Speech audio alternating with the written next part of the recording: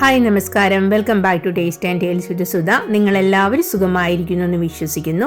അതെ, ഞാൻ ഇന്നിവിടെ വന്നിരിക്കുന്നത് വളരെ വെറൈറ്റി ആയിട്ടുള്ള ഒരു ഉണ്ണിയപ്പത്തിൻ്റെ റെസിപ്പി ആയിട്ടാണ് കേട്ടോ. അപ്പോൾ ഈ ഉണ്ണിയപ്പത്തിൽ എന്ത് വെറൈറ്റി എന്നാണ് നിങ്ങളെല്ലാവരും ഇപ്പോൾ ചിന്തിക്കുന്നതെങ്കിൽ, ഈ ഉണ്ണിയപ്പം നമ്മൾ ഉണ്ടാക്കിയിരിക്കുന്നത് പാലും റവയും ഉപയോഗിച്ചിട്ടാണ് കേട്ടോ. ഇതിലേക്ക് നമ്മൾ അരിയൊന്നും ഉപയോഗിച്ചിട്ടില്ല.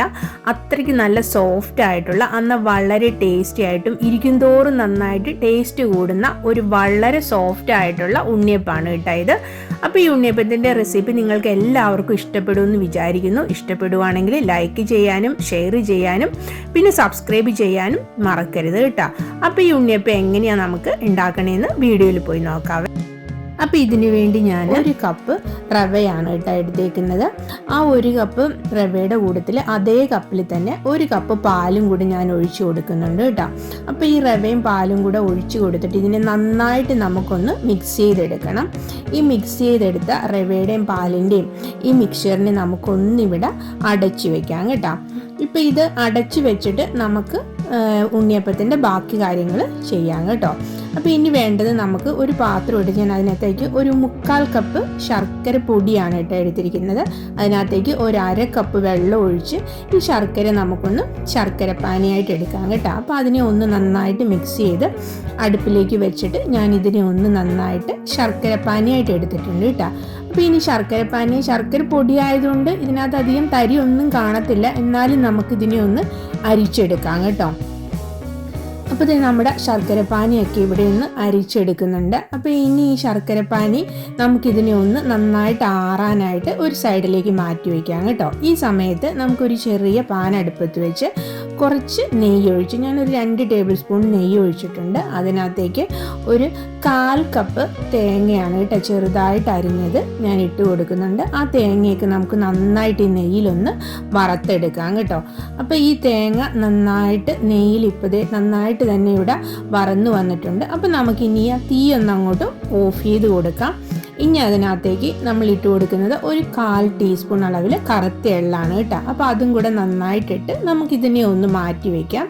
ഇനി നമുക്കൊരു പഴം എടുക്കാം, നന്നായിട്ട് പഴുത്ത ഒരു മീഡിയം സൈസ് പഴമാണ് ഞാൻ എടുത്തത്. അത് നമുക്കൊരു മിക്സിയിലേക്ക് ഒന്ന് പിച്ചിട്ട് കൊടുത്തിട്ട് നമുക്ക് അതിനെ ഒന്ന് ഒരു കുറച്ച് അളവിൽ ഒരു 1/4 ടീസ്പൂൺ അളവിൽ ചെറിയ ജീരകവും 1/4 ടീസ്പൂൺ അളവിൽ ഏലക്കാപ്പൊടിയും കൂടി ഇട്ട് വെള്ളം ഒന്നും ചേർക്കാതെ നന്നായിട്ടൊന്ന് അരച്ചെടുക്കാം.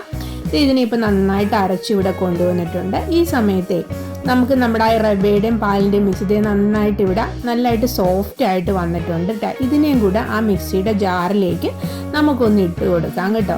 ഇട്ട് കൊടുത്തിട്ട് നമുക്കിതിനെ എല്ലാത്തിനെയും കൂടെ നല്ല സോഫ്റ്റായിട്ട് അരച്ചെടുക്കാം. അപ്പോൾ അതിന് മുമ്പ് നമ്മൾ ശരിയാക്കി വെച്ചിരിക്കുന്ന ശർക്കര പാനിൽ നിന്ന് ഒരു 1/4 ഭാഗം കൂടി ഇതിനകത്തേക്ക് ഒഴിച്ചു കൊടുക്കണം കേട്ടോ. അതും കൂടെ ഒഴിച്ചു കൊടുത്തിട്ട് വേണം നമ്മളിതിനെ നല്ല സോഫ്റ്റായിട്ടൊന്ന് അരച്ചുകൊണ്ട് വരാം കേട്ടോ. അപ്പോൾ നമ്മളിതിനെ നല്ല സോഫ്റ്റായിട്ട് ഇവിടെ അരച്ചെടുത്തിട്ടുണ്ട്. അപ്പോൾ നമുക്കിതിനെ ഒന്നൊരു ബൗളിലേക്ക് ഇനി ഒഴിച്ചു കൊടുക്കാവേ.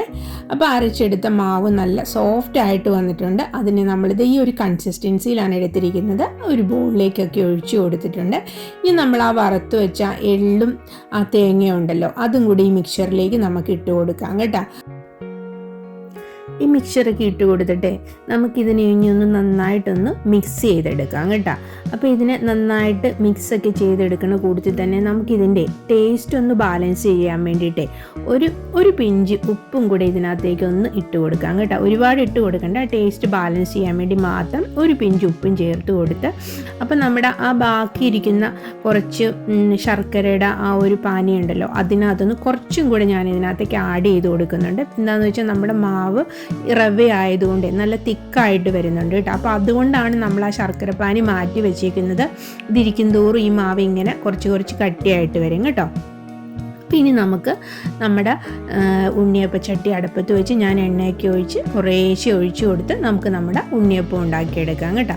ഞാനിവിടെ കയറി കൊണ്ടാണ് കേട്ടോ ഒഴിച്ചു കൊടുക്കുന്നത്. ചിലരൊക്കെ ഇത് ഗ്ലാസ്സിലേക്ക് ഒഴിച്ചു കൊടുക്കും. എനിക്ക് ഗ്ലാസ്സിലേക്ക് ഒഴിച്ചു കൊടുത്താൽ ശരിയാകത്തില്ല. അതുകൊണ്ട് ഞാൻ കയ്യിൽ കൊണ്ട് തന്നെയാണ് കുറേശ്ശെ ഒഴിച്ച് ഉണ്ണിയപ്പം ഉണ്ടാക്കിയെടുക്കുന്നത് കേട്ടോ.